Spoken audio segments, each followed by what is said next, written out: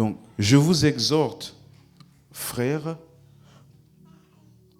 par les compassions, tu peux laisser, de Dieu, à offrir vos corps comme un sacrifice vivant, saint, agréable à Dieu, ce qui sera de votre part un culte raisonnable. Verset 2. Ne vous conformez pas au siècle présent, mais soyez transformés par le renouvellement de l'intelligence, afin que vous discerniez quelle est la volonté de Dieu, ce qui est bon, agréable et parfait. Amen. Donc, ici, nous voyons un point important sur lequel je vais parler ce soir. Rappelez-vous, nous avons commencé, ça fait déjà 2-3 semaines, à parler du service. C'est bien ça? L'importance de servir. Nous sommes nés de nouveau pour servir, c'est ça? Et le dernier point que nous avions vu, c'est aider les croyants. Donc, je sers Dieu en étant une source de bénédiction, une source d'édification pour les frères et les sœurs. C'est ça qu'on s'est arrêté, n'est-ce pas? Et j'ai dit dimanche dernier que pour être une source de bénédiction pour les frères et les sœurs, il faut que moi-même, je sois bien entouré, que je fasse attention à mes compagnies. On se rappelle de ça? Et donc, si je dois être une source de bénédiction également, ça veut dire que ma conduite compte. C'est ça? C'est vrai? Ça veut dire que la manière dont je me comporte, la manière dont je me comporte dans l'église compte, parce que ça peut être une source d'édification ou bien une source de... C'est quoi le contraire d'édification? Une occasion de chute ou d'offense pour quelqu'un. C'est ça? Donc, aujourd'hui, je vais traiter donc ce point-là. À quel point ma conduite est donc importante dans l'église locale? Quelle est la place de ma conduite? Et quel est le type de conduite qu'il faut avoir? Amen. Donc, dans Romains chapitre 12, verset 1 déjà, au verset 1, il dit « Je vous exhorte, frères, par les compassions de Dieu, à présenter vos corps. » Là, j'ai lu dans la version Darby, parce que c'est plus clair. Dans la version Louis II, vous vous rappelez, c'est écrit « à offrir vos corps », n'est-ce pas? Et j'avais dit que le mot « offrir » là n'est pas une très bonne traduction, parce que c'est comme si ça te disait comme si tu donnais quelque chose. Mais c'est le mot grec paristémie, qui veut dire afficher, exposer, exhiber quelque chose. On se rappelle, on a traité ce texte-là, n'est-ce pas? Et donc, du coup, la version Darby dit maintenant de présenter vos corps. Et nous avions vu donc, que ça parle de la conduite. Donc, qu'est-ce qui doit être affiché de moi? Qu'est-ce qui doit être présenté dans ma conduite vis-à-vis des autres? Quelqu'un avec moi? Donc ici, il est en train de traiter de la conduite. Et il dit donc, verset 1, il dit que ce qui est votre quoi? Service. Donc, lorsque je manifeste ma nature en Christ pour les autres, c'est pour moi mon service à Dieu.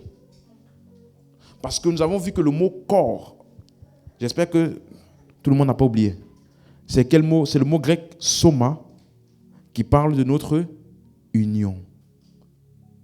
On se rappelle?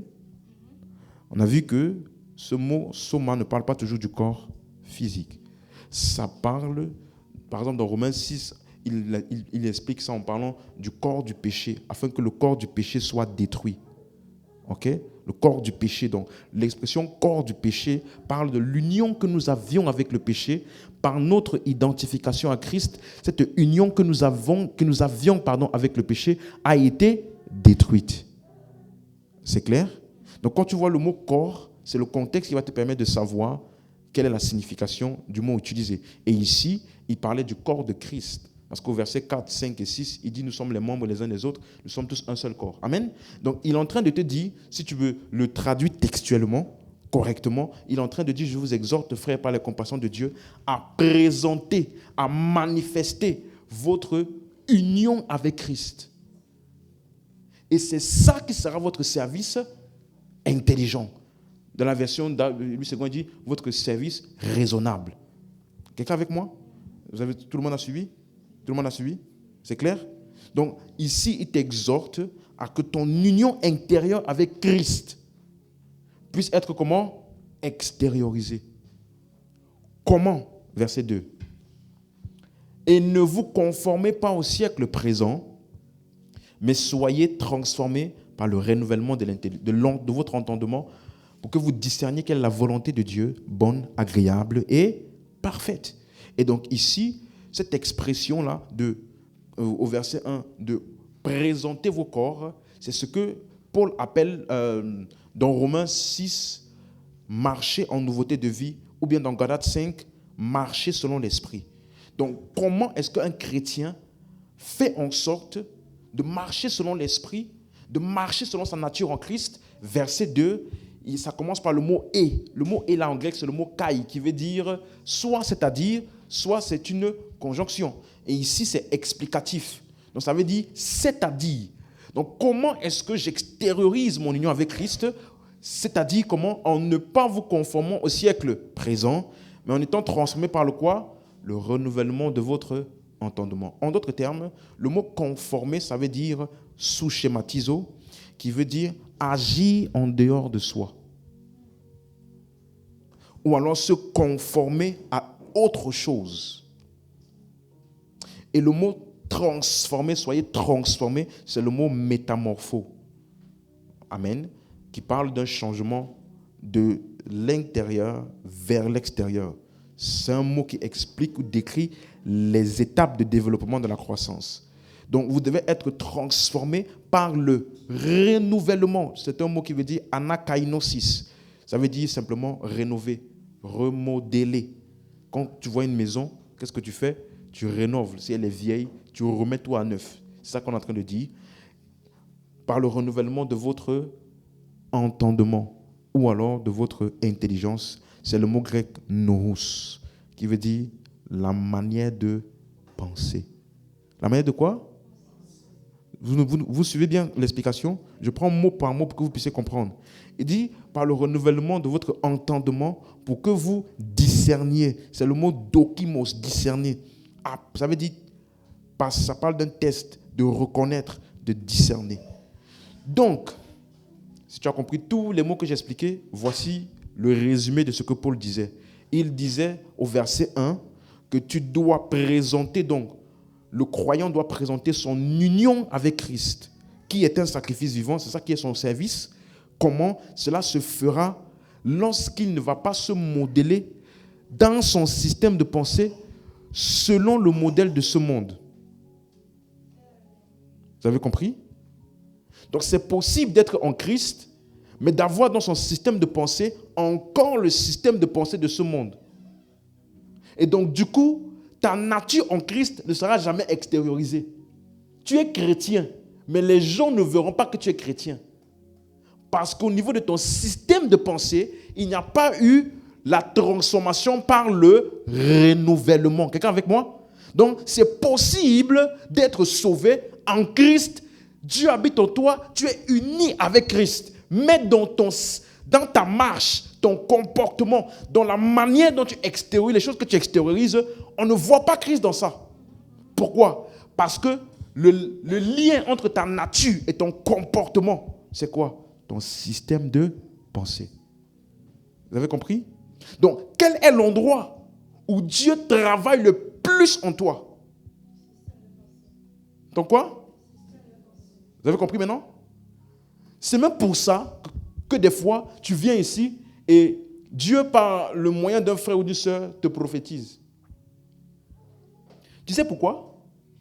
Parce qu'il faut que ton système de pensée puisse saisir ce que Dieu a pour toi, pour que tu puisses t'y aligner. Quelqu'un avec moi? L'endroit où Dieu travaille le plus en toi, c'est ton système de pensée. Toutes les prières de Paul devaient affecter quoi? Système de pensée. Parce que la connaissance, suis-moi, l'esprit en toi, la Bible dit, qui connaît les choses de Dieu, si ce n'est l'esprit de Dieu, car l'esprit sonde tout, même les profondeurs de Dieu. Donc l'esprit de Dieu est déjà en toi. Donc tu as déjà toute la connaissance possible de Dieu dans ton esprit. Donc la croissance spirituelle, c'est quoi? Le but de Dieu, c'est quoi? C'est que tout ça là puisse maintenant transiter où? dans ton système de pensée et c'est ça qu'il y a dans ton système de pensée, suis-moi, qui va affecter ta conduite. Ce n'est pas ce qu'il y a dans ton esprit.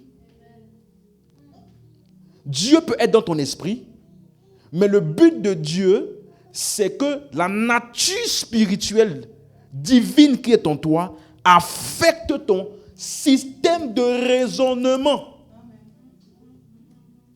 C'est pour ça qu'on t'enseigne, l'amour pardonne tout.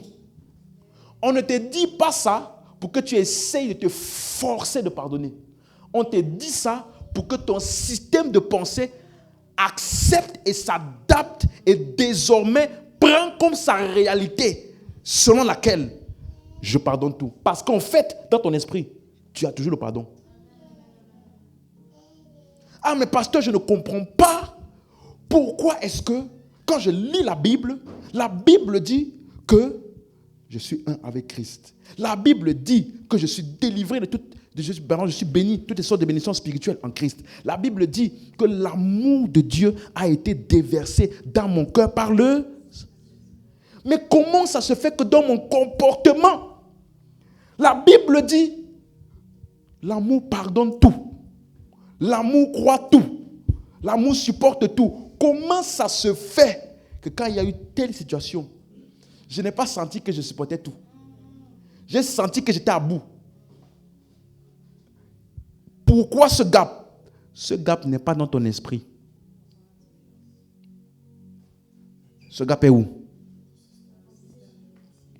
Ça veut dire que ton système de pensée n'est pas encore pleinement aligné à la vérité de qui tu es vraiment en Christ dans ton esprit. Quelqu'un comprend ça? Je donne toujours cet exemple. Tu connais Mowgli? Hein? Est-ce qu'il est un humain? Ou Tarzan? Est-ce que ce sont des humains? Oui. Mais comment fonctionne-t-il? Comme des... Ils vont de branche en branche comme des animaux, n'est-ce pas? Mais ma question est, où se trouve la vérité selon laquelle je suis un animal? Parce que pour eux, ils sont un animal. C'est ça, n'est-ce pas? Pour eux, je suis comme le singe là. Nous sommes ensemble. Cette vérité-là se trouve où? Dans sa nature ou ici? Tu vois? Donc, il est un humain. Il fait tout comme un humain. Tout en lui est humain, sauf ici. Et donc, ce qu'il y a ici, c'est ça qui va déterminer comment il fonctionne. Donc, de la même manière, le jour où tu as reçu Christ, tu as reçu Christ. Dieu, dans toute sa plénitude, est venu en toi. Sa nature, son caractère s'est implanté en toi. Tu me suis? Tous ces dons se sont implantés en toi. Tu ne manques de rien. La Bible dit, nous a donné tout ce qui contribue à la vie et à la piété au moyen de la connaissance de celui qui nous a appelés.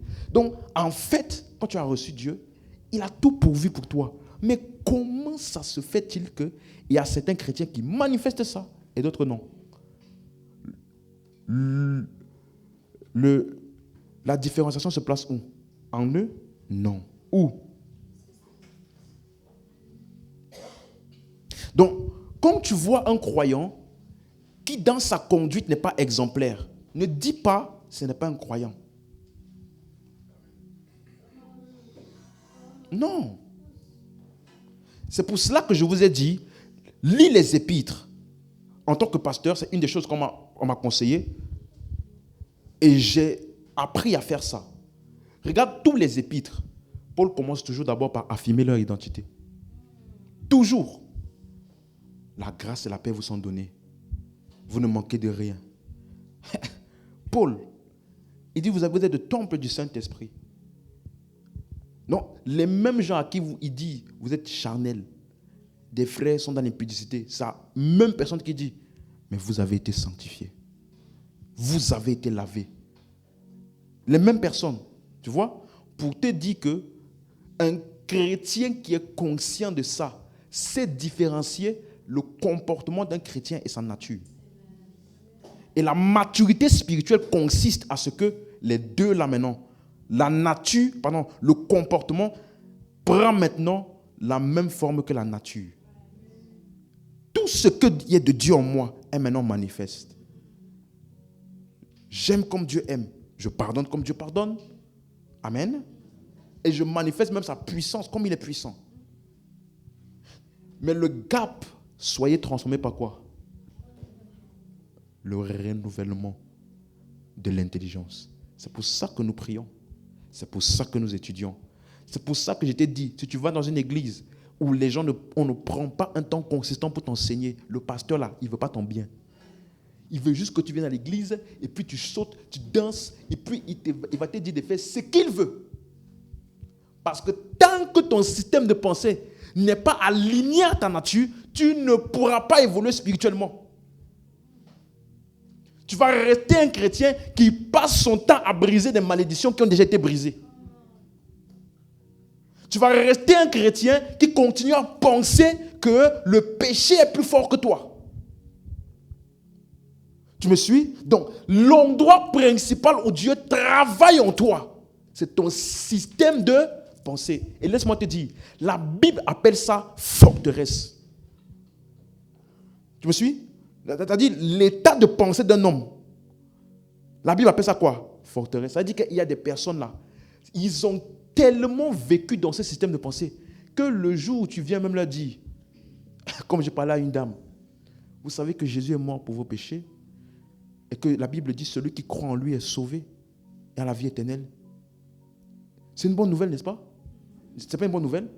La Bible dit Dieu a tant aimé le monde qu'il a donné son Fils unique afin que quiconque croit. C'est une bonne nouvelle. Mais quand je lui ai dit ça, elle s'est énervée. Mais vraiment énervée. Et puis elle a commencé à me dire, facile comme ça. Facile comme ça. Tu vois, quand je te dis souvent que quand tu vas évangéliser là, ne pense pas que tu dis seulement que c'est une simple vérité. Jésus est mort pour toi. Il y a des gens qui ont vécu toute leur vie chrétienne en se disant, laisse-moi me contenir et vivre le plus pieusement possible parce qu'à la fin des temps, je n'ai pas envie que Dieu me dise, mauvais serviteur. Je n'ai pas envie que Dieu me dise ça. Je n'ai pas envie que Dieu me dise, je ne t'ai jamais connu. Donc laisse-moi vivre. Donc comme maintenant toi tu viens lui dire, en fait, c'est Jésus qui a fait ça là. C'est ce qu'il a fait là, qui te sauve. Quoi? Tu sais ce que je fais depuis 40 ans? Non, c'est une bonne nouvelle pour toi. Mais pour elle, ce n'est pas une bonne nouvelle. On appelle ça quoi? Forteresse. C'est le plus grand travail de Dieu. Et c'est à ça que nous tous, nous devons travailler. C'est pour ça que tu dois aimer l'enseignement. Tu dois aimer ça. Même quand ça te pique là, tu te dis, c'est pour mon bien. Parce que quand je viens ici, j'ai pris le temps de prier pour toi, de préparer mon message, de faire tout ça là. C'est pour que ça puisse rétablir même les zones les plus ancrées que tu n'as jamais voulu que personne ne parle de ça là. L'enseignement de la parole là va aller toucher ça. Oui. Des fois, tu regardes le pasteur. Parce que le pasteur n'a pas vécu ce que j'ai vécu. Ce n'est pas moi. Tu penses que c'est moi qui te parle? C'est la parole. Elle est vivante et efficace. La Bible dit, elle pénètre jusqu'à jointure, jusqu'à séparer jointure et moelle, esprit et âme. Est-ce qu'on est ensemble? Donc, le plus grand investissement que tu puisses faire, c'est d'investir dans le renouvellement de ton système de pensée. Sinon, tout le dépôt de Dieu en toi restera inutilisé. Et tu ne pourras pas marcher pleinement dans la volonté de Dieu. Tu ne sauras pas discerner. Puisque ton système de pensée n'est pas aligné à la volonté, à la parole de Dieu, tu ne pourras pas dire ça c'est la volonté de Dieu pour moi. Tu ne pourras pas. Quelqu'un avec moi?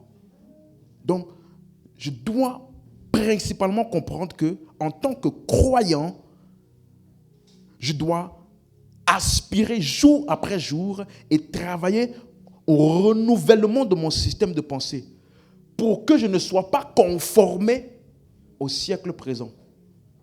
Et c'est ça qu'on va traiter un peu cette veillée. Nous vivons dans un monde qui est totalement contraire à notre nature. Hein? Vous avez remarqué? Il dit ne vous conformez pas. Est-ce que tu es avec moi?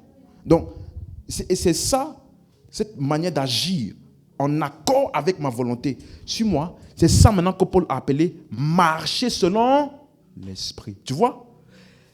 Dans le monde, la Bible dit dans 1 Jean chapitre 2, verset 15 et 16, chez toi tu peux lire ça. Il dit, n'aimez pas le monde ni ces choses qui sont dans le monde. Parce que dans le monde, il y a la convoitise de la chair, la convoitise des yeux et l'orgueil de la vie. Donc quand tu vois la chair, suis-moi, ce n'est pas quelque chose qui est en toi.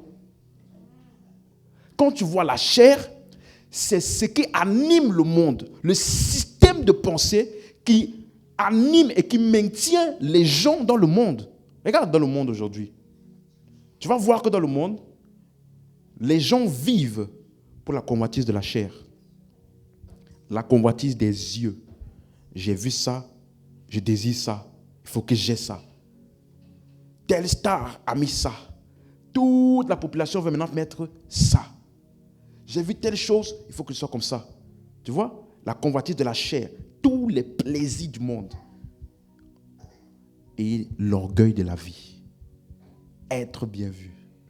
Être apprécié. Est-ce que tu sais ce que les gens sont capables de faire pour être bien vus de la société? Ce sont les choses qui maintiennent le monde. Et on te dit, toi, en tant que croyant, ne te conforme pas. Tu vis dans ce monde où tout le monde pense comme ça, mais toi, ne te conforme pas. Est-ce que quelqu'un est avec moi? C'est pour ça que Paul appelle ça marcher selon l'esprit. L'esprit est où? La chair est où? Donc tu vois que tes actions qui émanent de ton système de pensée peuvent être influencées par deux entités. Plus naturellement par ta nature, mais si tu te laisses influencer par ce qui est autour, tu peux avoir un comportement qui est conforme au monde. Donc, quand Paul dit « marchez selon l'esprit », regardez Galates chapitre 5, verset 16. « Marchez selon l'esprit et vous n'accomplirez pas les désirs de la suite. Car la chair a des désirs contraires à ceux de... Donc, ça veut dire que en moi, j'ai une nature. Mais dans le monde dans lequel je suis, le système de pensée des personnes est contraire à ça. Comment tu peux me dire que tu m'as fait du mal et c'est à moi de prendre sur moi et de pardonner?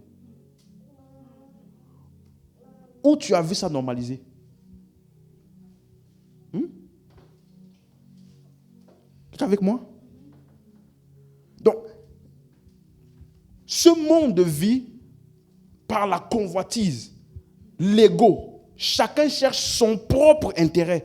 Et nous vivons selon l'esprit. Nous marchons selon l'esprit. Ça veut dire que nous ne vivons pas pour nous-mêmes. Donc, tu vois que tu as cette dualité. Et Paul dit, la chair a des désirs contraires à ceux de l'esprit, et l'esprit en a des contraires à ceux de la chair. Ils sont opposés entre eux, afin que vous ne fassiez point ce que vous voudriez. Est-ce que tu as lu comme moi? Même chose, Éphésiens chapitre 5, verset 8. Autrefois, vous étiez ténèbres. Dis avec moi, nous étions ténèbres. Ce n'est plus notre nature aujourd'hui. Regarde ce qu'il dit. Mais maintenant, vous êtes quoi? Non, il ne faut pas dire, Seigneur, oh, c'est toi la lumière, c'est moi les ténèbres. Viens m'aider à être lumière comme toi. Ça, c'est dans les prières d'incrédulité. Tu es lumière. Tu n'essayes pas d'être lumière. Quelqu'un a compris ça? Maintenant, regarde ce qu'il dit. Puisque tu es lumière, où? En toi, n'est-ce pas? Tu as ta nature, n'est-ce pas? Qu'est-ce qu'il fait maintenant? Marcher comme des enfants de... Donc, que dans ta marche quotidienne, on identifie ta nature de lumière. Donc, suis bien ceci. Ce n'est pas ma marche qui fait de moi un enfant de lumière. Ce n'est pas ma conduite qui fait de moi un enfant de Dieu. Mais par contre, c'est parce que je suis un enfant de Dieu que j'ai la conduite d'un enfant de Dieu. Pas l'inverse. Est-ce que quelqu'un suit? Est-ce qu'on est ensemble? Et donc, c'est ça qui dit, verset 9, car Le fruit de la lumière consiste en quoi? En toutes sortes de bonté, de justice et de vérité. Alléluia. Galates chapitre 3, verset 1. Paul avait déjà expliqué à ces personnes qu'ils avaient déjà l'esprit. Donc quand il disait marcher selon l'esprit, ce n'était pas une action surnaturelle qu'ils devaient faire. Il était en train de leur dire marchez selon votre nature. Regardez ce qu'il leur dit. Ô Galates dépourvus de sens, qui vous a fasciné, vous, aux yeux de qui Jésus-Christ a été dépeint comme crucifié, à la suite. Voici seulement ce que je vais apprendre de vous. Est-ce par les œuvres de la loi que vous avez quoi? Que vous avez quoi? Reçu l'esprit, ou par la prédication de la foi. Donc ces gens-là, ils avaient déjà quoi? Ils avaient déjà reçu l'esprit. On est d'accord? Donc comme Paul disait, marcher selon l'esprit, ce n'est pas une action en dehors de leur nature. Même chose dans Galates chapitre 5, verset 25. Si nous vivons par l'esprit, marchons aussi selon...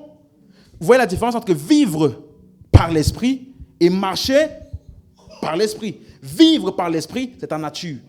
La vie qui m'anime aujourd'hui, la vie qui est en moi, c'est quoi? C'est l'esprit. C'est l'esprit de Dieu. Dieu est en moi. La vie éternelle est en moi. Amen. Maintenant, que dans ta marche là, ça soit en accord ou selon l'esprit qui est en toi. Donc je peux avoir l'esprit, mais choisir de marcher en dehors de ma nature qui est l'esprit.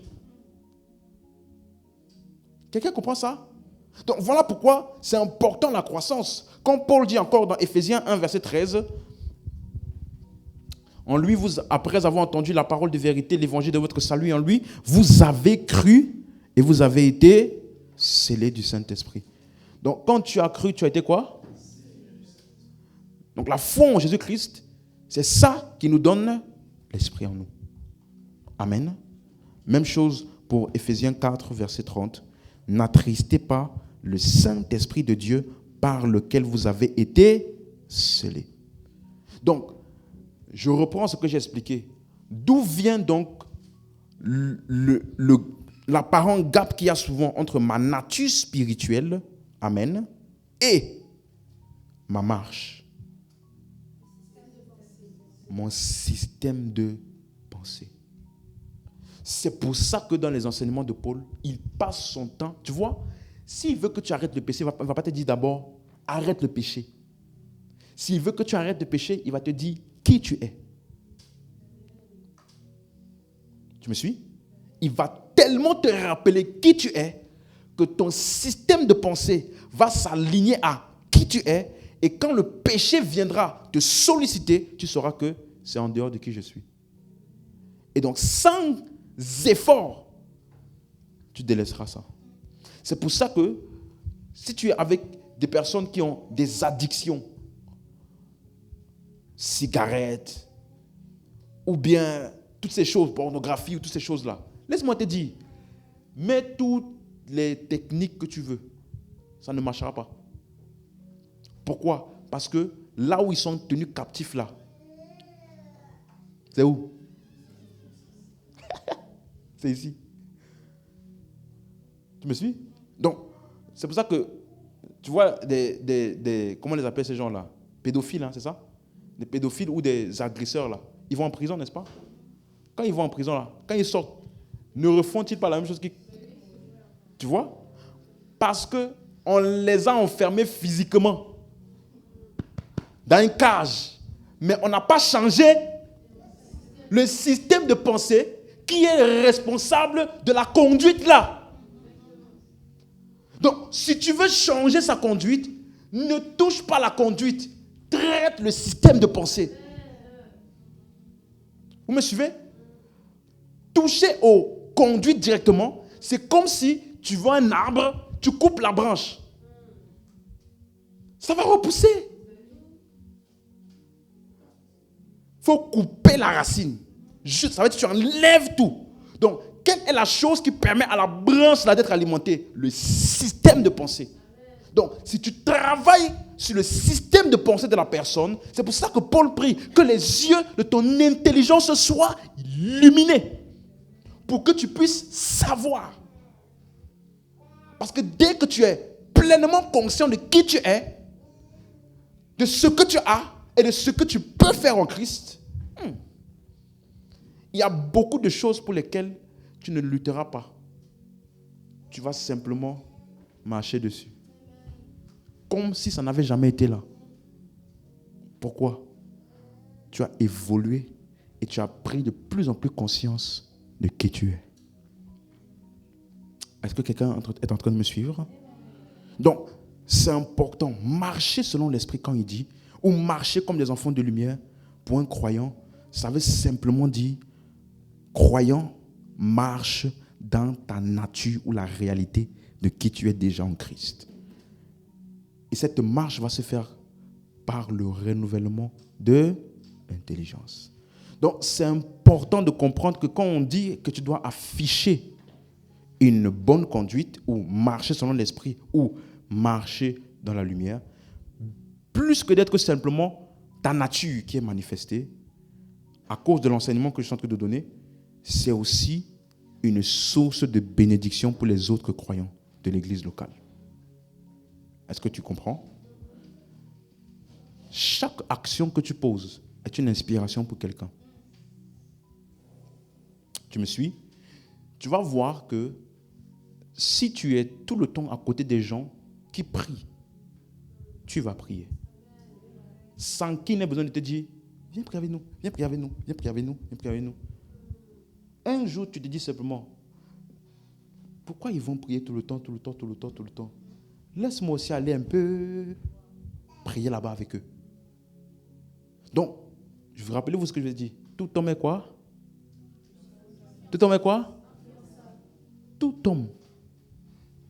Donc, ma conduite influence les gens, que j'en sois conscient ou pas. Donc, je dois m'assurer d'avoir une bonne conduite et aussi, moi, de suivre les bons exemples. C'est ça qu'on va voir dans les Épîtres, par exemple, il insiste beaucoup sur ça. Par exemple, Hébreux 13, verset 7, « Souvenez-vous de vos conducteurs qui vous ont annoncé la parole de Dieu, considérez qu'elle a été la fin de leur vie et imitez leur foi. » Faites quoi? Imitez. 1 Timothée 4, verset 12. Paul parle à Timothée, il dit que personne ne méprise ta jeunesse, mais sois un modèle. Donc, un modèle, c'est pas seulement quelqu'un qui prêche. Tu vois, je disais une fois à quelqu'un, je ne sais plus à qui, les gens qui nous suivent seulement en ligne là, ils ne peuvent jamais saisir la totalité de ce qui se passe ici. Du disciple-là qui se passe pour chacun de vous. Tu vois? Parce que plus que l'enseignement vidéo que je donne, n'est-ce pas? Il y a tout ce qui vient avec.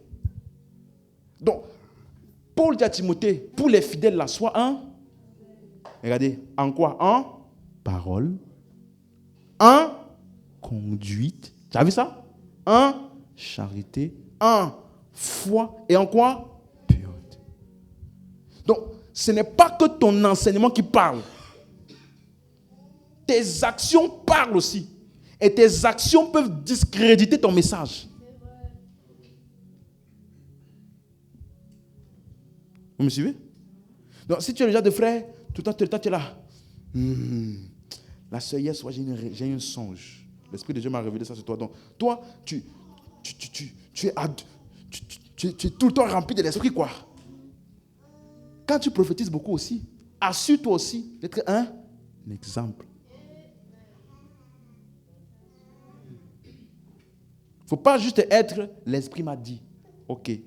Laisse aussi la nature de l'esprit là manifeste à travers toi. Est-ce qu'on est ensemble? Quelqu'un avec moi? En parole et en conduite. 1 Corinthiens 4, verset 16. Je vous en conjure donc. C'est Paul qui parle. Soyez mes imitateurs. Verset 17. Pour cela, je vous ai envoyé Timothée, qui est mon enfant bien-aimé et fidèle dans le Seigneur. Il vous rappellera quelles sont mes voies en Christ et quelle est la manière dont j'enseigne partout dans les églises. Donc il a dit, soyez mes quoi? Imitateurs. Même chose, 1 Corinthiens 11, verset 1. Soyez mes imitateurs comme je le suis moi-même de Christ.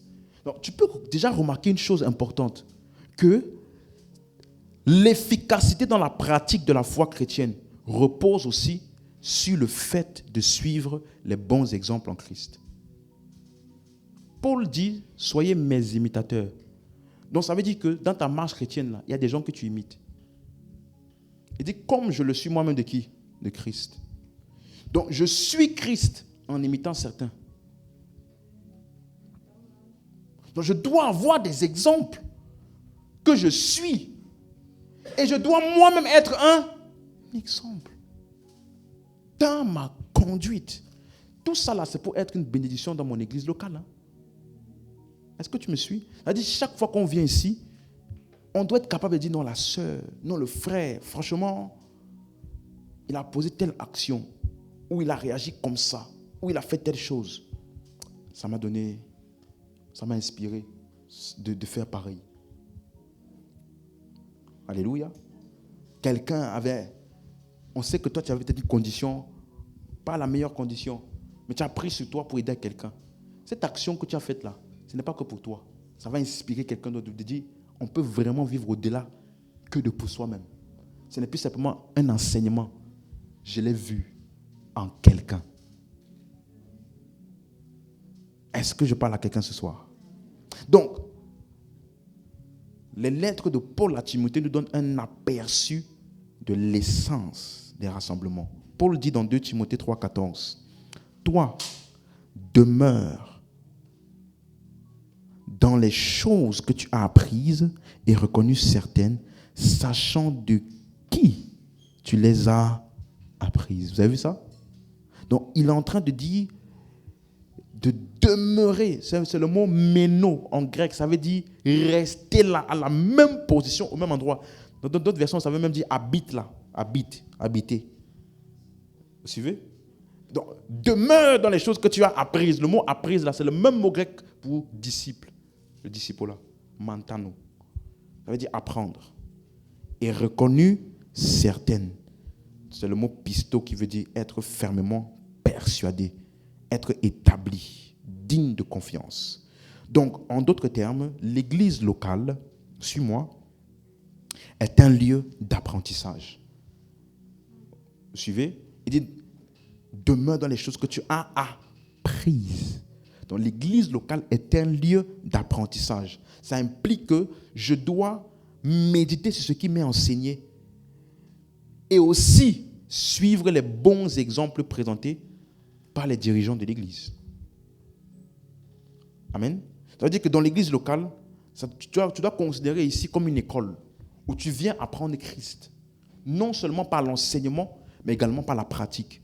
Donc, nous vivons la doctrine de Christ par l'enseignement, le message que nous prêchons, mais également par comment nous le pratiquons. Quelqu'un comprend ce que j'explique là? Est-ce que c'est clair pour quelqu'un? C'est pour ça que Paul dit dans 1 Timothée 3,15, afin que tu saches, si je tarde, comment il faut se conduire dans la maison de Dieu, qui est l'église du Dieu vivant. Il appelle ça la colonne et l'appui de la vérité. Suis-moi. Le mot vérité là, il a décrit l'église comme étant la colonne et l'appui de la vérité. Mais le mot vérité, c'est le mot grec aletheia. Tu vas retrouver ça dans Jean 8, 32 par exemple. Vous connaîtrez la vérité et la vérité vous affranchira. Même chose dans 2 Corinthiens 6, verset 7. Il a appelé ça la parole de vérité, par la parole de vérité. Donc ça parle de Christ qui est révélé à partir des Écritures. La parole de vérité. Même chose, 2 Timothée 2,15. Il dit, présente-toi comme un homme approuvé, un ouvrier qui n'a point à rougir, qui dispense droitement la parole de vérité. Donc quand tu vois le mot vérité dans ce cadre-là, ça parle de l'enseignement de Christ à partir des Écritures. Donc quand il dit que l'Église est l'appui et la colonne de la vérité, il est en train de dire que l'Église locale est le lieu où la doctrine de Christ à travers les Écritures est pleinement soutenue et établie. Ça veut dire que quand tu viens à l'Église, toute ton attention doit être impliquée dans ce qui est enseigné. Puisque c'est dans ce lieu que tu apprends Christ. Quelqu'un comprend? L'Église est la colonne et l'appui, où l'enseignement de Christ est révélé à travers les Écritures. Donc si tu viens à l'Église, toute ton attention, doit être impliqué.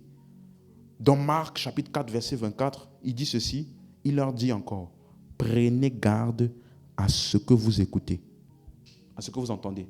On vous mesurera avec la mesure dont vous vous serez servi et on y ajoutera pour vous. Donc, il est en train de te dire, la mesure de ce que tu peux bénéficier dépend de comment tu entends. La mesure de ce que tu peux bénéficier de ce qui est dit dépend de comment tu entends. Donc tu peux venir ici. J'ai déjà fait ce test. Il y a eu un enseignement. J'ai appelé 3-4 frères. J'ai dit alors, tu as pensé quoi du culte? J'ai eu 4 réponses. Non, j'abuse. J'ai eu 2 réponses différentes. Il y en a 2 qui m'ont dit, ouais, ça va, merci, oh, merci, pasteur. Ça va, c'était bien. Comme chaque dimanche, je crois. Ah, c'était bien, pasteur. J'ai appelé un autre frère. Il m'a dit, wow, pasteur, vraiment, c'était le dimanche de la révélation pour moi. J'ai dit, hein? Vous êtes 2, vous étiez dans le même culte. Tu vois, le même culte. Qui a déterminé? C'est moi? Non. C'est toi. De la même manière qu'il y a beaucoup de personnes qui touchaient Jésus. Au point où les disciples ils ont dit, Jésus a dit, qui m'a touché? J'ai dit, Jésus. Il y a des questions. Il y a des questions. Il ne faut pas poser dans certaines circonstances. Qui m'a touché? Comment on va savoir qui t'a touché? Tu ne vois pas, déjà, pendant que tu demandes qui m'a touché, là, voici encore quelqu'un qui te touche. Donc, comment peut-il dire, qui m'a touché? Il dit non. Quelqu'un m'a touché. Il n'a pas touché l'habit. Il a touché ce qui était en moi. Qui? Et la personne qui a touché s'est montrée, n'est-ce pas? Mais qu'est-ce qui a déterminé ce qu'elle a pu tirer de Jésus? Son attitude. Tout le monde voyait un tissu. Elle ne voyait pas un tissu. Quand je vais toucher ça, je serai guéri. Donc elle voyait sa guérison là. Tout le monde voyait un tissu. Donc quand tu viens ici, tu vois quoi? 2-3 versets affichés ici. C'est ce que beaucoup voient. Des versets affichés ici. Un pasteur qui va encore nous donner quelques informations. C'est ce que tu vois. D'autres personnes voient des rencontres de l'esprit. D'autres personnes voient des lumières qui vont être libérées pour les sortir de certaines situations. Tout dépend de comment toi tu viens ici. Tu vois, j'écoutais mon père, il disait, quel est selon toi, et je vais te laisser avec la question, je répondrai ça un autre jour. Mais je veux te pousser à réfléchir. Imagine-toi, quel est le moment le plus important d'un match de football? La chose pour laquelle tout le monde s'est réuni là. La chose pour laquelle les gens payent.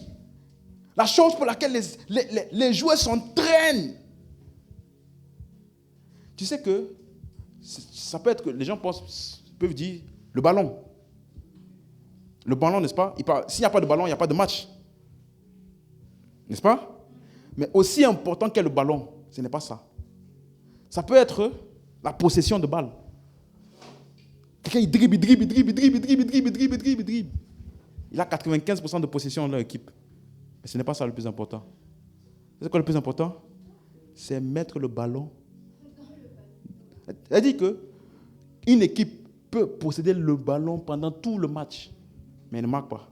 L'autre équipe là, par erreur comme ça, elle marque. Tu sais quoi? C'est cette équipe là qui a gagné. Donc, ça veut dire que si tu fais tout un match et qu'il n'y a pas cet événement là, du ballon qui entre dans la cage, suis-moi, on est capable de faire prolongation.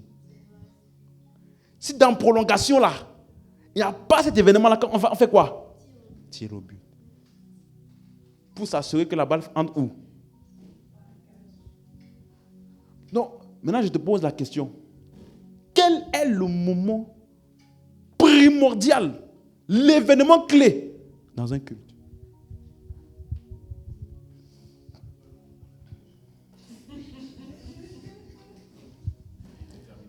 Quel est l'événement clé? Elle dit, toutes les fois où on vient, s'il n'y a pas cet événement-là, on a perdu notre temps. Quel est cet événement? Va réfléchir à la maison. Je répondrai à cette question un autre jour. Tu vois, non? Elle dit qu'on peut venir là, on chante, on enseigne, on fait beaucoup de choses. On fait beaucoup de choses. Quel est l'événement clé? C'est quoi? Si tu ne sais pas ça, à chaque fois que tu vas venir ici, tu vas repartir, tu vas venir, tu vas repartir, tu vas venir, tu vas repartir. Et tu ne sais pas à quel moment le culte a atteint son objectif.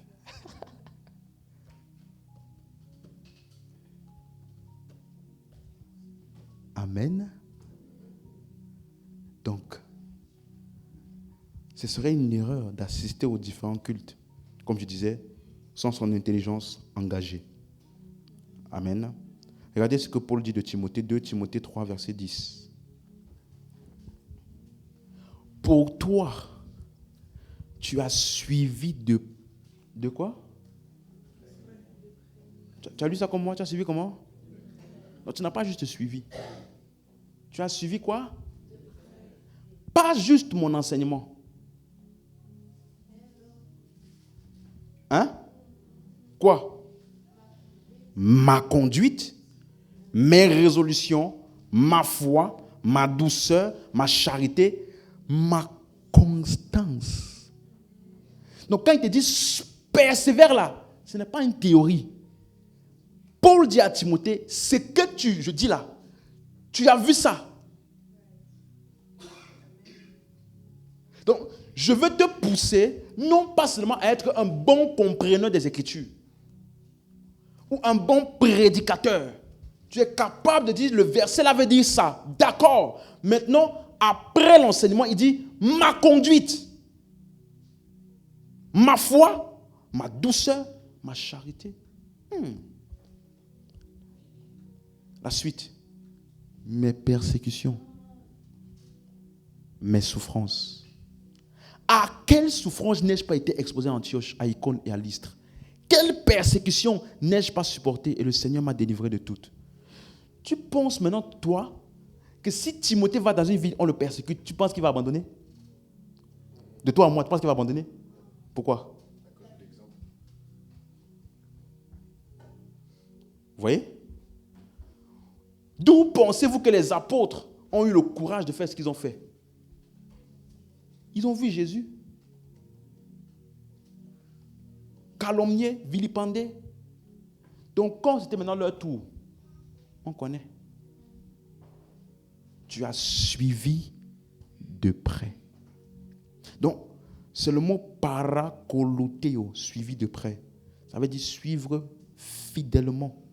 Donc, Timothée était un fidèle disciple de la doctrine et du ministère de Paul. Donc, ça veut dire que dans l'église locale, tout comme Timothée, suis-moi, les croyants doivent suivre fidèlement et attentivement la doctrine et le mode de vie qui leur sont communiqués par le pasteur de l'église. Non pas juste être des participants au culte. D'ailleurs, je t'avais déjà dit ça. Si tu es dans cette église et que tu es juste là pour venir t'asseoir, tu vas en avoir marre. Ah, je t'assure. Parce que chaque fois que tu vas venir ici, on va te booster à vivre, respirer, tout faire pour les autres. Tu vas avoir tellement marre que soit tu vas dire, ok, c'est bon, je vis pour les autres en servant Christ. Soit tu vas plus venir. Un des deux va se passer. Tu me suis? Parce que c'est ça le but de l'église. Verset 14, il dit, toi, demeure donc dans les choses que tu as apprises et reconnues certaines, sachant de qui tu les as apprises. Donc, quand il dit sachant de qui tu les as apprises, ça veut dire qu'il montre clairement que Timothée doit rendre compte à Paul de sa compréhension de l'évangile Et c'est ça qu'il avait dit au chapitre 2, verset 2, quand il disait à Timothée, 2 Timothée 2, verset 2, « Ce que tu as entendu de moi en présence de beaucoup de témoins, confie-le à des hommes comment? Fidèles, qui soient capables de l'enseigner à d'autres. » Donc, qu'est-ce que je suis en train de faire avec toi maintenant? Je suis en train de te confier, n'est-ce pas? En supposant que tu es un homme fidèle. Et en tant qu'homme fidèle, tu vas faire quoi? Et rappelle-toi, quand il parle de l'enseignement, ce n'est pas que verbal.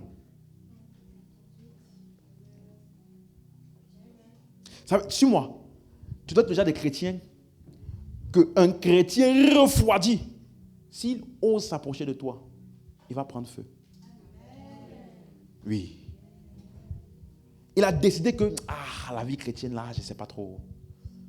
Quand il vient un peu, il parle avec toi. À chaque fois, tu injectes des paroles. Et il voit dans tes actions qu'il y a quelque chose que cette personne a compris, que j'ai besoin de comprendre. Parce qu'elle n'est pas aussi instable que moi dans les choses de Dieu. Paul dit, tu as vu ma constance. Est-ce que tu sais que juste le fait d'être constant, c'est tout un enseignement à quelqu'un? Parce qu'il y a des personnes qui ne savent pas être constants. Il ne peut pas rester dans un endroit ou dans une même chose longtemps. Il ne sait pas faire ça. Donc, quand toi, tu es consistant, tu pries tout le temps, tu étudies, tu as l'église, tu sais, tu évangélises, et puis tu marches dans l'amour. Même si la personne avait décidé de ne rien avoir avec Dieu, juste par ce type de manière d'être là, au moins elle va se poser des questions. Tu es avec moi? Confie-le à d'autres. Donc, dans l'église locale, ne sois pas juste un simple membre qui vient t'asseoir. Sache que ta vie compte. Et laisse-moi te dire une chose. Quand tu es aussi relâché, les gens te voient et te disent, je vais te donner un exemple. Est-ce que tu as déjà eu à l'école où tout le monde a des bonnes notes et toi tu as une mauvaise note? Tu te sens comment? Tu te sens comment? Mal, n'est-ce pas? Je dis mince. C'est la honte. Quand on dit 20 sur 20, 15 sur 20, 14 sur 20, 17 sur 20, 18 sur 20. Et le dernier, 2 sur 20. Quand on dit 2 là, tu as envie de marcher comme ça. N'est-ce pas? Maintenant, quand tout le monde a des mauvaises notes, tu vois, tout le monde a 5, 4, 8, 6. Toi, tu as même 5 comme ça. Tu viens là. Ça va. C'est pas le pire. Mais est-ce que c'est une bonne note? Non. N'est-ce pas? Tu vois? Donc, juste le fait que tu n'es pas seul dans ta catégorie là. Maintenant, imagine à l'église maintenant. Si toi, tu es relâché, il y a quelqu'un qui est relâché là, il se dit, il y a elle aussi, on est dans la même équipe. Nous, on ne vient pas au truc de prière. Donc, je ne suis pas le seul. Donc, quand le pasteur va dire, priez, veillez, tout ça, ça va. Je ne suis pas le seul. Tu sais, il y a l'autre sœur là. Elle aussi, ça va. Mais elle est là à l'église. Donc, ne sois pas un point de réconfort de quelqu'un qui ne marche pas correctement. C'était ça que je voulais dire. Tu as compris? Sois un point de réconfort de quelqu'un qui se dit, tout le monde là pense que je suis fou. Mais ici, là, je ne suis pas seul. Amen. Amen. Tu as compris ce que je viens d'expliquer? Sois un point de repère positif pour quelqu'un. Et c'est pour cela que comme Paul parle comme ça à Timothée, tu vois que Timothée était un fidèle adhérent de la discipline, de la doctrine et du ministère de Paul. C'est pour ça que Paul s'est rendu garant de sa loyauté et de sa compréhension du message. Dans Philippiens 2, verset 19, « J'espère dans le Seigneur Jésus vous envoyer bientôt qui? Timothée, afin d'être encouragé moi-même en apprenant ce qui vous concerne la suite. Car je n'ai personne ici qui partage mes sentiments. pour prendre sincèrement à cœur votre situation. Tous, en effet, cherchent leurs propres intérêts et non ceux de Jésus-Christ. Tu as vu ça? Elle dit, j'ai à cœur vous là. Mais parmi les gens qui sont ici, je n'ai pas envoyé personne d'autre. Tout le monde est préoccupé par sa vie ici, ses propres intérêts. Au moins, il y a Timothée. Verset 22. Vous savez qu'il a été mis à l'épreuve en se consacrant au service de l'évangile avec moi, comme un enfant avec son père. J'espère donc vous l'envoyer dès que j'apercevrai l'issue de l'état où je suis. 1 Corinthiens 4, verset 16. Je vous en conjure donc, soyez mes imitateurs. Qui parle? Qui parle? Donc, Paul demande à l'église de Corinthe d'être ses imitateurs, n'est-ce pas? Donc, si il veut que l'église soit ses imitateurs, qui doit aller là-bas pour leur enseigner ça? Qui? Qui doit envoyer? Si je veux que tu sois mon imitateur, qui est la meilleure personne pour t'enseigner ça? Moi, n'est-ce pas? Donc, si je dis soyez mes imitateurs, normalement, je dois aller moi-même pour vous expliquer comment ça se passe, n'est-ce pas? Mais regardez ce qu'il dit, verset 17. Pour cela, je vous ai envoyé qui? Donc, s'il envoie Timothée pour qu'eux soient les imitateurs de Paul, c'est parce que Timothée a déjà été imitateur de qui? Vous avez compris? Donc, tu vois que il dit, qui est mon enfant bien-aimé et fidèle dans le Seigneur? Regardez les expressions. Bien-aimé, fidèle dans le Seigneur. Il vous rappellera quelles sont mes voies et quelle est la manière dont j'enseigne dans toutes les églises. Donc, Timothée était connu pour sa fidélité et sa loyauté. Alléluia. Et donc, Paul lui a confié la responsabilité de mettre donc l'ordre dans les églises d'Éphèse en veillant avant tout à ce que personne n'enseigne une autre doctrine que la doctrine de Christ qui leur était enseignée par Paul. Vous allez voir ça dans 1 Timothée 1, verset 3. Donc, avant que je ne lise, est-ce qu'on peut dire ça de toi?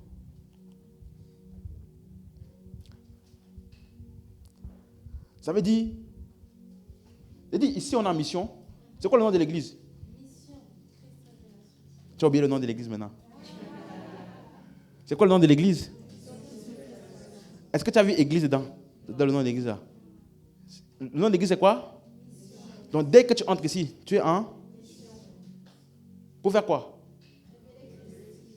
Voilà. Ça veut dire que si un jour tu es envoyé, n'est-ce pas? Tu dois être en mesure, comme Timothée, pour Paul, d'enseigner avec exactitude et de manifester les voies en Christ de celui qui t'enseigne. Ça là, ce ne sont pas déjà des messages qu'on donne aux membres de l'église. Vous savez, Dieu va vous bénir. Lève la main si tu crois que Dieu va te bénir maintenant. Reçois ta bénédiction. Amen. Ok. Après quand tu rentres là, tu as reçu quoi à l'église? Non, le pasteur a libéré une bénédiction. Je crois que je suis béni. Ensuite. Donc, tu vois, ça veut dire que il ne t'a pas rendu efficace dans l'œuvre du ministère de Dieu pour toi. Tu comprends? Tu comprends? Suis-moi. Qui que tu sois, même si tu t'es converti hier, il y a un ministère attaché à ta vie. Dieu ne t'a pas créé pour que tu viennes sur la terre te balader et puis te débrouiller à faire des choses à gauche, à droite. Non! Ta vie a un but et il y a d'autres vies qui en dépendent. Et donc tu es ici pour être formé, enseigné et déployé. Tu me suis? Donc, ne viens pas t'asseoir et puis tu penses que non, c'est une bonne église. Franchement, non. Voici déjà des choses. Il dit, je te rappelle l'exhortation que je te fis à mon départ pour la Macédoine, lorsque je t'engageais à rester où? À Éphèse, afin de recommander à certaines personnes de ne pas enseigner d'autres doctrines. Comment tu vas connaître d'autres doctrines? Comment tu vas identifier qu'il y a d'autres doctrines si tu n'es pas établi dans la vraie doctrine déjà? Est-ce que tu peux déceler un faux biais si tu n'as pas une bonne expertise sur le vrai biais? Tu ne peux pas. Quelqu'un avec moi? La suite. et de ne pas s'attacher à des fables et des généalogies sans fin qui produisent des discussions plutôt qu'elles n'avancent l'œuvre de Dieu dans la foi. Donc, Paul a clairement identifié et confié la surveillance spirituelle de l'église d'Éphèse à Timothée.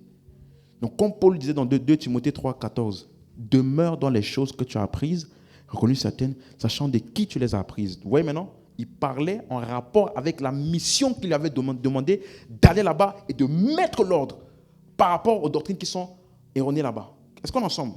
Donc, l'église locale est un groupe de croyants dirigés par des personnes en autorité, ceux qui sont en charge. C'est pour cela que dans 1 Timothée 1, verset 1 à 13, tu vas lire ça chez toi, il donne les conditions pour un évêque. Et on se rappelle ce que j'appelais évêque. C'est quoi un évêque? Hein? Un ancien. C'est ça que la Bible appelle. Ok? Ce n'est pas un titre exceptionnel.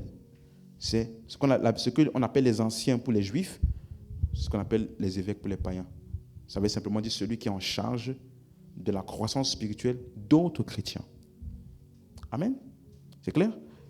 1 Timothée 5, verset 17, que les anciens, vous voyez maintenant, les anciens qui dirigent bien soient jugés dignes d'un double honneur, surtout ceux qui travaillent à la prédication et à l'enseignement. Donc l'église locale, même chose, 2 Timothée 2, verset 2, ce que tu as entendu de moi en présence de plusieurs témoins, confie-le à des hommes fidèles qui soient capables de l'enseigner aussi à d'autres. Tu as lu comme moi? Donc, suis-moi. L'église locale est une plateforme de formation des disciples, de responsabilité et de formation pour l'œuvre du ministère. L'église locale, je veux même rajouter, est une plateforme de formation des disciples responsables pour l'œuvre du ministère qui à leur tour deviennent des faiseurs de disciples. Tout ce que tu me vois faire, tu le feras. Amen pour ceux qui ont dit Amen. Est-ce qu'on est ensemble? C'est pour ça que tu es là. Parce que tu n'as pas idée à quel point le monde a besoin d'entendre ça. Tu n'as pas idée. Amen. Donc le but du rassemblement, c'est de recevoir un ministère, une formation, une croissance spirituelle à travers les hommes que Dieu nous a donnés sur nous. Amen. Donc, je vais terminer ce soir en donnant 3 exemples de 3 personnes, puisque dimanche dernier, je vous ai donné, je crois, 4 exemples de mauvais exemples, hein, c'est ça? Les types de croyants avec lesquels il ne faut pas traîner avec eux. Maintenant, je vais te donner des exemples de bons croyants. Amen. Je te donne des exemples. Parce que Paul, dans ses lettres, a donné donc plusieurs exemples de croyants qui ont fait preuve d'une bonne conduite exemplaire envers les autres croyants dans l'église locale. Le premier qu'on a vu, c'est qui? Timothée. Vous avez vu, n'est-ce pas? Il a suivi de près. Donc, au point où il est devenu maintenant une référence pour que là où Paul ne pouvait plus aller, il envoyait Timothée et il était sûr que ce qu'il aurait fait s'il était là, Timothée va faire. Quelqu'un avec moi? Amen. Donc, voici un chrétien, on l'appelle Tychique. Donc, Colossiens 4, verset 7. Tychique. Regardez comment on l'appelle. Le bien-aimé frère et le fidèle ministre. Notez bien les appellations. Mon compagnon de service dans le Seigneur vous communiquera tout ce qui me concerne. Donc, ici, tu vois clairement que... Laissez-moi avant d'avancer. Est-ce que vous savez que les lettres-ci étaient lues devant toute église? Ce n'était pas une lettre qu'il envoyait à Tychique, à un frère. Donc, les noms qu'il est en train de mentionner là, ce sont des noms qui devaient être lus devant tout le monde pour que tout le monde sache que voici quelqu'un d'exemplaire. Regarde le verset 16. Lorsque cette lettre aura été lue où? Chez vous. Faites en sorte qu'elle soit aussi lue dans l'église des Laodicéens et que vous lisiez à votre tour celle qui vous arrivera de Laodicée. Donc, tu vois que c'était lu ouvertement.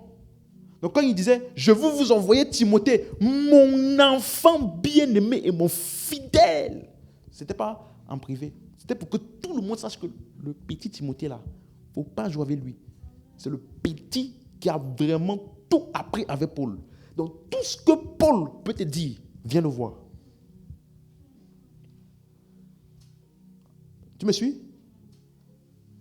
Donc regardez un autre. Donc quand il dit, reviens au verset 7, quand il dit, donc Paul avait délibérément fait connaître ces hommes pour que son public voit ces hommes comme des exemples et qu'on peut suivre leur exemple.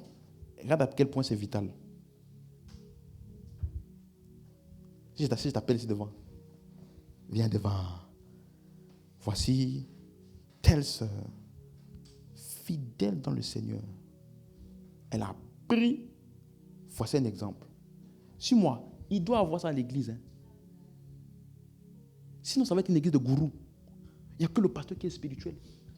Personne d'autre. Lui, là, quand il marche, pasteur, est-ce que je peux simplement te saluer? Dès que tu me salues, je ne vais plus laver ma main. Je ne laverai plus cette main-là. L'homme de Dieu a touché ça.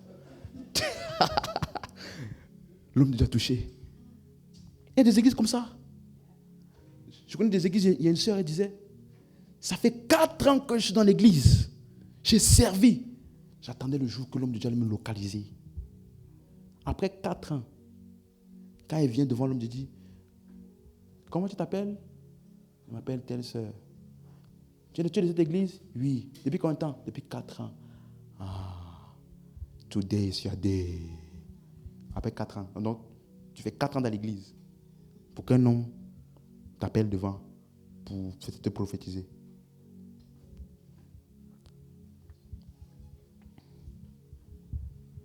Tu es avec moi? Tu dois être exemplaire. C'est-à-dire que les gens qui vont arriver dans 1 an là, ils n'auront plus besoin de venir même voir le pasteur. Juste quand ils vont parler avec toi, ils vont dire, hey, je pensais que c'était une sœur. J'ai fait l'erreur de lui parler. Non seulement elle m'a clarifié toutes mes questions, mais elle m'a donné 2-3 instructions exactement ce que j'avais besoin. Et c'est une sœur. Tu m'as suivi? Notre problème souvent là, c'est qu'on est en train d'idolâtrer les titres. Tu n'as pas besoin d'un titre. Même Jésus, quand il s'est présenté, il a dit, je suis Jésus que tu persécutes. Il n'a pas dit, je suis le Seigneur Jésus, roi de l'univers, interplanétaire de l'univers. Je suis Jésus. Ce n'est pas le titre. C'est le don et la grâce qui fonctionnent à travers toi. Tu es avec moi? Exit. Fidèle ministre. Compagnon de service. Ce sont des termes qui montrent que ce frère, dans ses choix qu'il a fait et dans les actions qu'il a posées, il a montré qu'il est fidèle et loyal. Au point où il s'est imposé comme étant un exemple à suivre dans l'église. Tu suis? Dans les choix qu'il a fait et les actions qu'il a posées.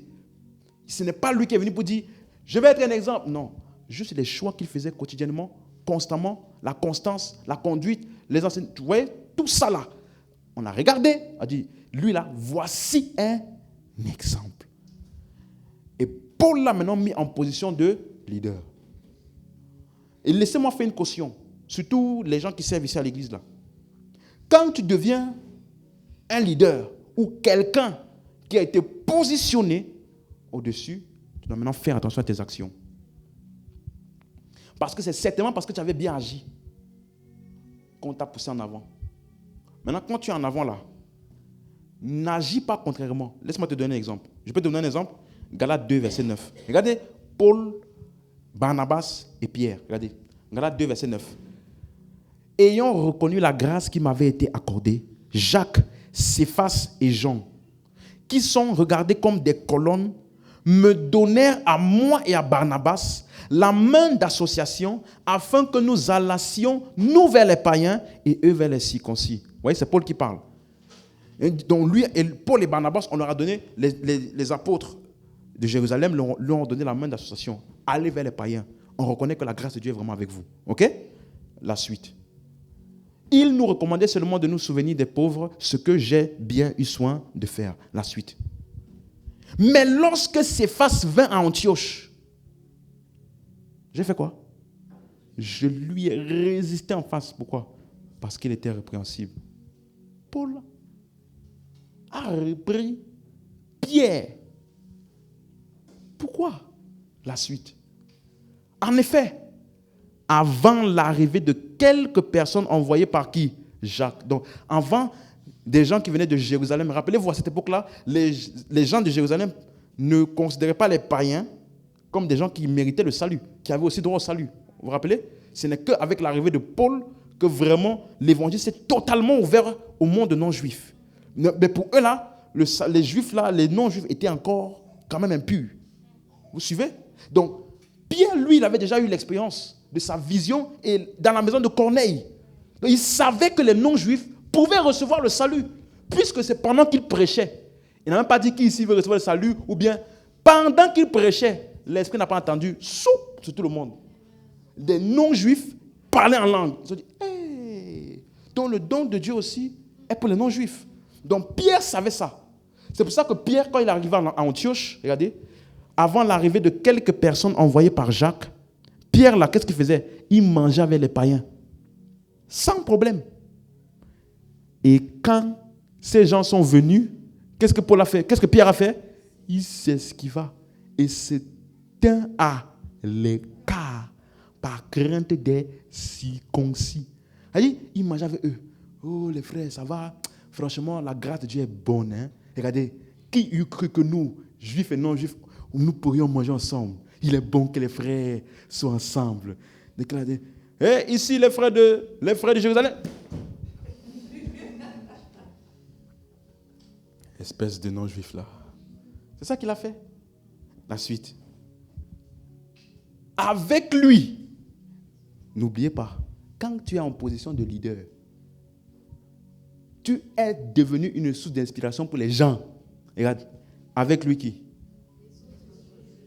C'est-à-dire les autres juifs là, mangeaient aussi. Parce que lui là est devenu un exemple. Donc quand il a fait ça, avec tous les autres juifs, usèrent aussi de dissimulation. En sorte que même Barnabas, j'ai dit, tout homme sur la terre est influençable. Même Barnabas qui était de l'église d'Antioche, j'ai dit le pasteur, imagine-toi, il y a Paul et Barnabas, les deux pasteurs responsables de l'église. Tellement qu'il y a un mouvement de foule, de fuir les juifs, que même le pasteur oublie que ce sont ses membres. Lui aussi. Barnabas qui était avec Paul. Les deux dirigeaient l'église d'Antioche. Même Barnabas aussi. Tout le monde a fui. Dit, hey, laisse-moi aussi. Pourtant, ce sont ses membres. En sorte que Barnabas même fut entraîné par leur hypocrisie. La suite. Voyant qu'il ne marchait pas droit selon la vérité de l'évangile, je dis à Céphas, en présence d'eux, si toi qui es juif, tu vis à la manière des païens et non à la manière des juifs, pourquoi forces-tu les juifs à judaïser? Pourquoi forces-tu les païens à judaïser? Pourquoi? Parce que l'hypocrisie est combattue par la loi. Si toi qui es juif, tu te comportes en hypocrite comme ça, pourquoi donc maintenant? Parce que cette action-là, selon la loi, n'est pas correcte. Vous voyez? Ça, c'est l'hypocrisie. C'est ce que la loi dit, il m'adore des lèvres, mais le cœur est loin. Donc, dans leur propre loi, on condamne cette. Si toi qui es juif là, tu vis donc comme les païens, c'est-à-dire contrairement à la loi. Pourquoi maintenant tu viens devant les païens et tu les forces à judaïser? Pourquoi? Est-ce que tu es avec moi? Donc, voici ce qui s'est passé. Donc, on peut voir que dans le comportement, il y a eu beaucoup de choses à revoir. Donc, à mesure que les croyants grandissent, suis-moi maintenant, et qu'ils marchent dans la connaissance de qui ils sont en Christ, leur conduite devrait devenir une bénédiction pour les autres et non pas un mauvais exemple. Parce que tu le saches ou non, tu es une influence pour quelqu'un. Lui, Pierre, il a juste eu peur. Mais il ne savait pas que sa simple action de se mettre à côté là devait amener un bataillon entier à faire ce qu'il a fait. Est-ce qu'on est ensemble? Colossiens 4, verset 12, un autre frère qui est bien, Epaphras. Donc on a vu Tychik qui est un bon frère, Epaphras, qui est des vôtres, vous salue, serviteur de Jésus-Christ. Il ne cesse de combattre pour vous dans ses prières, afin que, parfait et pleinement persuadé, vous persistiez dans une entière soumission à sa volonté. Donc il l'a appelé serviteur de Jésus-Christ. Et deuxièmement, il a dit qui est des vôtres.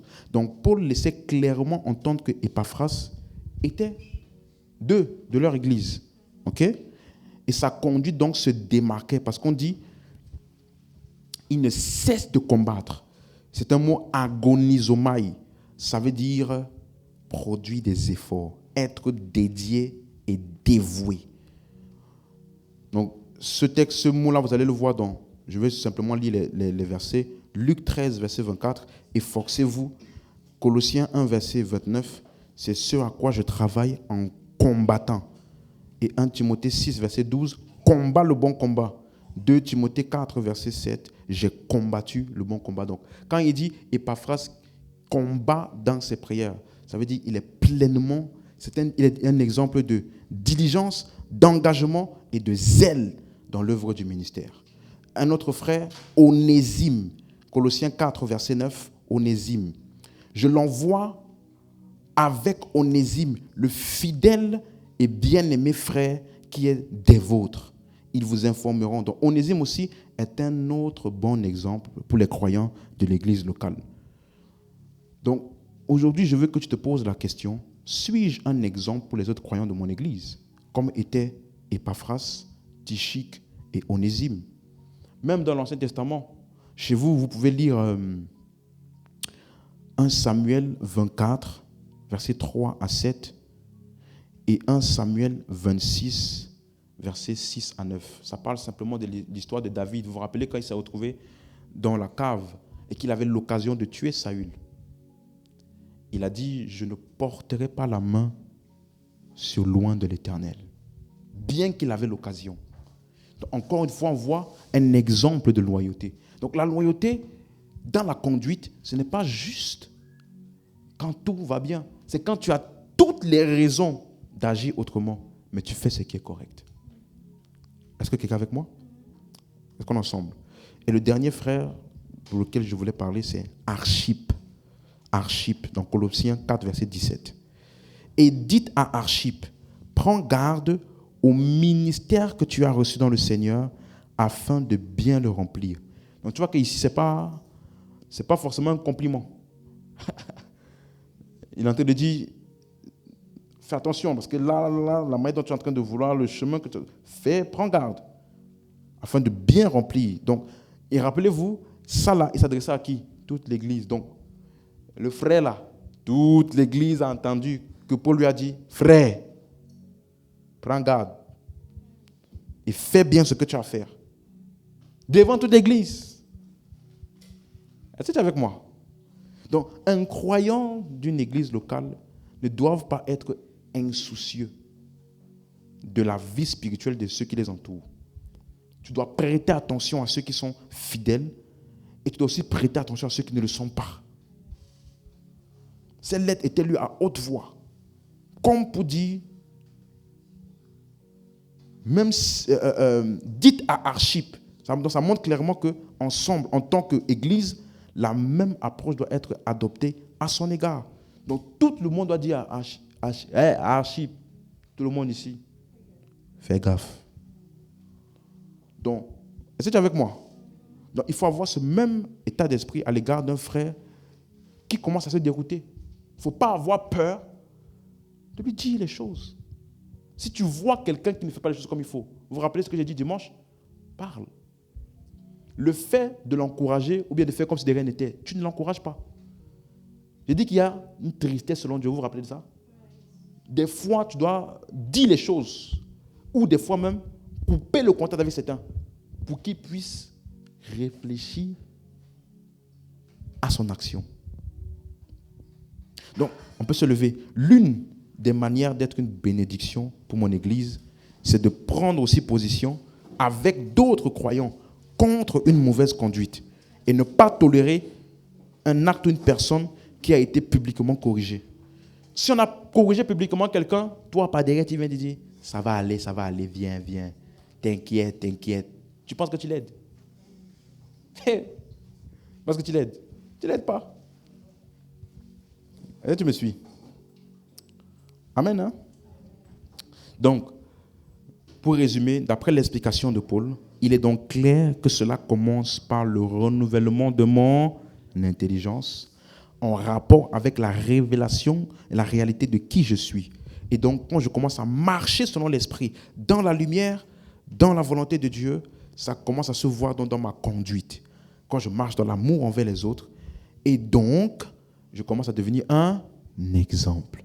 Et en étant un exemple, je dois aussi veiller moi-même à mes fréquentations pour ne pas avoir de mauvais exemples, ni suivre des mauvais exemples, parce que la Bible dit les mauvaises compagnies corrompent les bonnes mœurs. Donc j'ai la responsabilité d'accompagner et de suivre les bons exemples de loyauté, d'engagement et de fidélité, comme Timothée, Onésime, Épaphras, Tychik, comme on a vu. Dis avec moi, au nom de Jésus, cette soirée, je prends la ferme résolution d'être un bon exemple. Un exemple d'édification pour les uns et les autres. Et de m'éloigner et de corriger si possible les mauvais exemples. Afin que tous, nous puissions avancer et accomplir le plan de Dieu pour nos vies. Au nom de Jésus, élève la voix là où tu es et rends grâce à Dieu.